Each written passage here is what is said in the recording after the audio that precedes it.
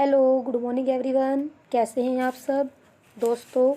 कल की वीडियो में हमने आपको क्लास 10 साइंस सेकंड चैप्टर के बारे में कंप्लीट वीडियो प्रोवाइड कराया था। आज हम इसके थर्ड चैप्टर के बारे में डिस्कस करेंगे। हमारे क्लास 10 साइंस थर्ड चैप्टर का नाम है धातु और अधातु, मेटल और नॉन मेटल। दोस्तों, आज हम आपको इस चैप्टर के कंप्लीट नोट्स अपने चैनल के माध्यम से प्रोवाइड कराएंगे।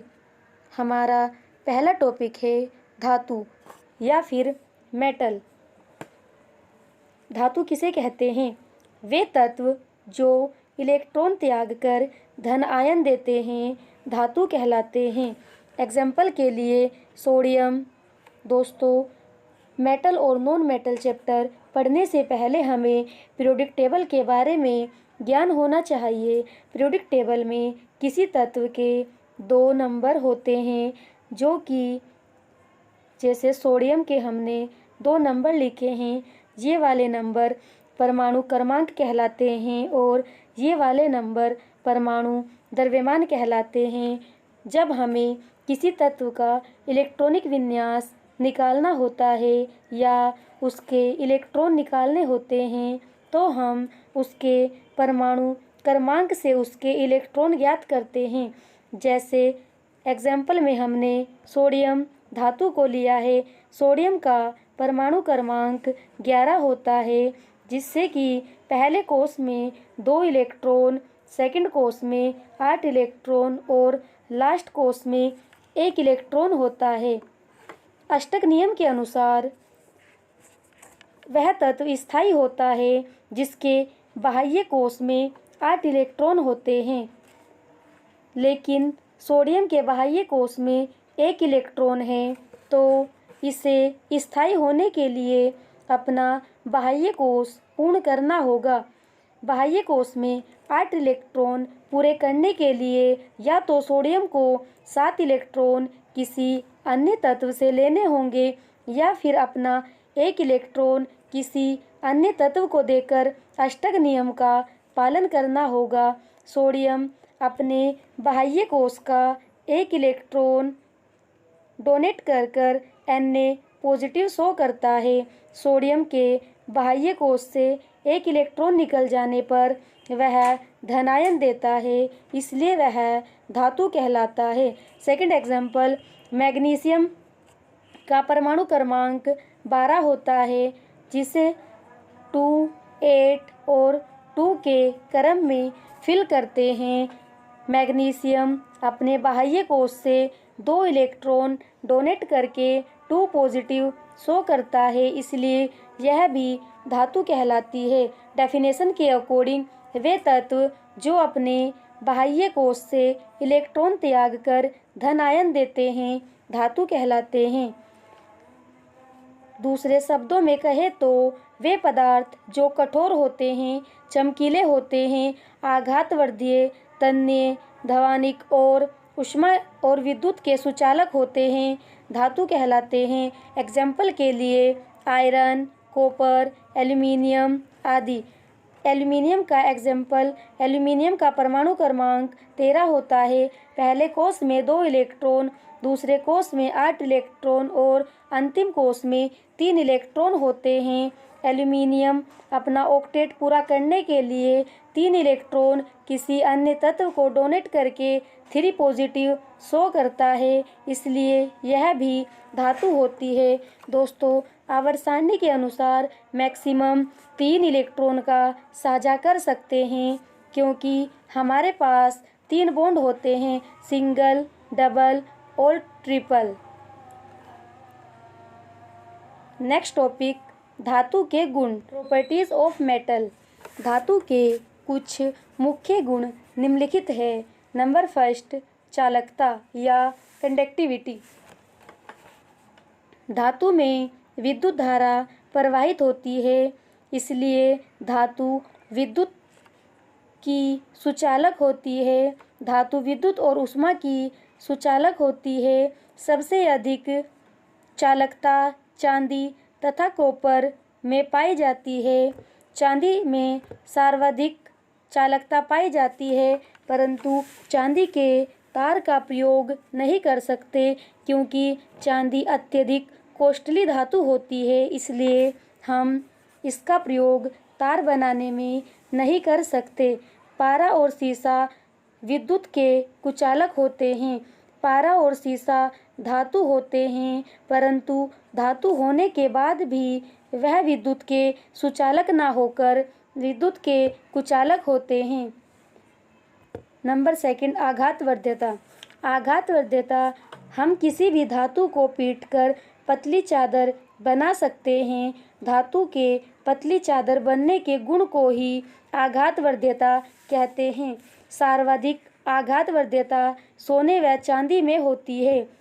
यहाँ से एक नंबर में क्वेश्चन भी पूछ लिया जाता है कि सर्वाधिक आघातवर्ध्यता किस धातु में होती है, तो सर्वाधिक आघातवर्ध्यता सोने व चांदी में होती है। चमक। धातु की सतह चमकीली होती है। धातु का यही गुण धात्विक चमक कहलाता है। नंबर 4, तन्यता। धातु के पतले तार बनाए जा सकते हैं, इसी गुण को तन्यता कहते हैं। सोना सर्वाधिक तन्य धातु है। सोने में सबसे अधिक तन्यता पाई जाती है। 1 ग्राम सोने से 2 किलोमीटर लंबा तार बनाया जा सकता है। नंबर 4, ध्वनिक। या जब किसी धातु को पीटते हैं या कोई धातु किसी कठोर सतह से टकराती है तो ध्वनि उत्पन्न करती है। धातु के इसी गुण को ध्वनिक कहते हैं। धातु में टन की आवाज़ होती है, इसलिए स्कूलों में भी घंटियाँ धातु की होती है। दोस्तों, डायग्राम में हमने आपको कुछ धातुओं को दिखाया है, जैसे कॉपर, स्टील, एल्युमिनियम, आयरन आदि। हमारा नेक्स्ट टॉपिक है अधातु। धातु वो पदार्थ होते हैं जो इलेक्ट्रॉन त्याग कर धनायन प्रदर्शित करते हैं। अधातु धातु की अपोजिट होती है। धातु इलेक्ट्रॉन त्यागते हैं, जबकि अधातु इलेक्ट्रॉन ग्रहण करते हैं। वे तत्व जो इलेक्ट्रॉन ग्रहण करके ऋण आयन देते हैं अधातु कहलाते हैं। एग्जाम्पल के लिए क्लोरीन का परमाणु क्रमांक 17 होता है। पहले कोष में 2 इलेक्ट्रॉन, दूसरे कोष में 8 इलेक्ट्रॉन और अंतिम कोष में 7 इलेक्ट्रॉन होते हैं। अष्टक नियम के अनुसार बाह्य कोष में 8 इलेक्ट्रॉन पूरे करने के लिए क्लोरीन को 1 इलेक्ट्रॉन लेना होगा। क्लोरीन 1 इलेक्ट्रॉन लेकर अपना ऑक्टेट पूरा करती है और अष्टक नियम का पालन करती है। 1 इलेक्ट्रॉन ग्रहण करने के कारण ही धातु निगेटिव चार्ज प्रदर्शित करती है और यह अधातु कहलाती है। वे तत्व जो इलेक्ट्रॉन ग्रहण करते हैं। Second example, oxygen. ऑक्सीजन का परमाणु क्रमांक 8 होता है। पहले कोष में 2 इलेक्ट्रॉन, अंतिम कोष में 6 इलेक्ट्रॉन होते हैं। ऑक्टेट पूरा करने के लिए ऑक्सीजन के बाह्य कोष में 8 इलेक्ट्रॉन पूर्ण होने के कारण 2 इलेक्ट्रॉन की कमी होती है। ऑक्सीजन 2 इलेक्ट्रॉन किसी अन्य तत्व से लेकर ऑक्टेट पूर्ण करता है और 2 निगेटिव चार्ज प्रदर्शित करता है। निगेटिव चार्ज प्रदर्शित करने और इलेक्ट्रॉन ग्रहण करने के कारण यह अधातु कहलाता है। अधातु में सभी गैस भी सम्मिलित होती है। वह तत्व जिसमें धात्विक गुण नहीं पाए जाते और भंगुर होती है। अधातु भंगुरता का गुण प्रदर्शित करती है। उन्हें पीटने पर वो टूट जाती है, अधातु कहलाती है। आवर्त सारणी में कुल 118 तत्व हैं, जिनमें से 91 तत्व धातु और 27 तत्व अधातु हैं। अधातुओं को ऋण विद्युतीय तत्व भी कहते हैं। ऋण विद्युतीय तत्व इसलिए कहा जाता है क्योंकि यह इलेक्ट्रॉन लेकर ऋण आयन प्रदर्शित करते हैं। एग्जाम्पल के लिए ऑक्सीजन, सल्फर, क्लोरीन आदि। दोस्तों, हमने कुछ धातुओं को डायग्राम की सहायता से दिखाया है, जैसे ये सल्फर धातु है। सल्फर का परमाणु क्रमांक 16 होता है। पहले कोष में 2, 8 और 6 इलेक्ट्रॉन होते हैं। यह भी 2 निगेटिव चार्ज प्रदर्शित करता है। नंबर सेकंड, ये नाइट्रोजन गैस है। नाइट्रोजन का परमाणु क्रमांक 15 होता है। पहले कोष में 2, 8 और 5। यह 3 इलेक्ट्रॉन लेकर बराबर की साझेदारी करता है। नंबर थर्ड, फॉस्फोरस और आयोडीन। नेक्स्ट टॉपिक है धातु और अधातु में अंतर। दोस्तों, ये क्वेश्चन आपके बोर्ड एग्ज़ाम के पॉइंट से काफ़ी इम्पोर्टेंट क्वेश्चन है। धातु और अधातु में अंतर। सभी धातुएं चमकीली होती है और उनमें चमक पाई जाती है, जबकि अधातुओं में कोई चमक नहीं होती। धातु ऊष्मा और विद्युत की सुचालक होती है। Hg और Pb को छोड़कर, पारे और शीशे को छोड़कर सभी अधातु ऊष्मा व विद्युत की कुचालक होती है।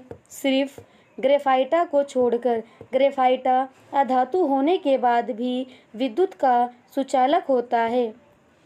नंबर थर्ड, धातु कठोर होती हैं जबकि अधातु भंगुर होती हैं। धातु को जब हथौड़े से पीटा जाता है तो वह ध्वनि उत्पन्न करती है, जबकि अधातु को पीटने पर कोई ध्वनि उत्पन्न नहीं होती। धातु सामान्य विद्युत धनावेशित होती है। यह इलेक्ट्रॉन देकर पॉजिटिव चार्ज शो करती हैं, जबकि अधातु सामान्यतः ऋणावेशित होती है। यह माइनस चार्ज शो करती है। धातु के गलनांक और क्वथनांक उच्च होते हैं।